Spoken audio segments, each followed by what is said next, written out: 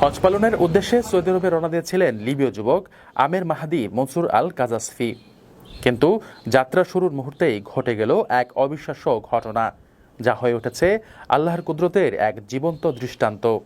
ইতিমধ্যেই সামাজিক যোগাযোগ মাধ্যমে আলোচনার কেন্দ্রবিন্দুতে পরিণত হয়েছে এই ঘটনা।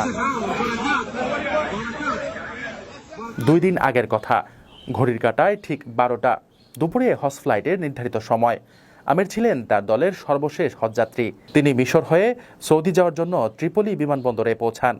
কিন্তু এয়ারপোর্টে পৌঁছানোর পরই নিরাপত্তা কর্মকর্তারা তাকে জানান তার পাসপোর্ট সংক্রান্ত একটি সিকিউরিটি ইস্যু দেখা দিয়েছে, যার কারণে তিনি প্লেনে উঠতে পারবেন না।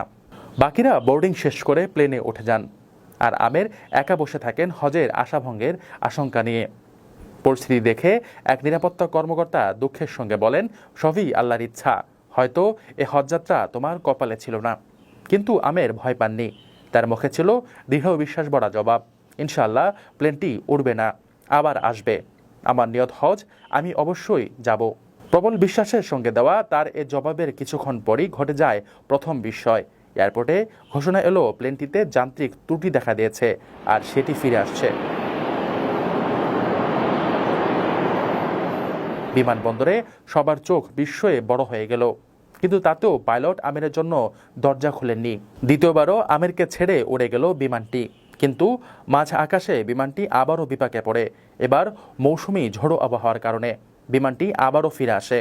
তখন পাইলট নিজেই বলেন, আল্লাহর কসম, আমি আর উড়ব না যতক্ষণ না আমের প্লেনে ওঠেন। অবশেষে বিমানের দরজা খুলে দেওয়া হয় শুধু আমেরের জন্য, আর তিনি উঠে পড়েন সেই বিমানে।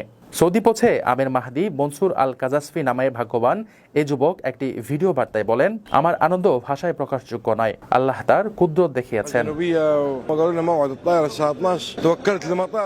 আপনার স্বপ্নগুলো আকাশ ছবি প্রবাসীর হেলিকপ্টারের মাধ্যমে, বিয়ে, জন্মদিন অথবা যে কোনো বিশেষ প্রয়োজনে হেলিকপ্টার ভাড়া করতে যোগাযোগ করুন স্ক্রিনে দেয়া নাম্বারে। প্রবাসীর হেলিকপ্টার, নিরাপদ ও সাশ্রয়ী বাহনের বিশ্বস্ত নাম।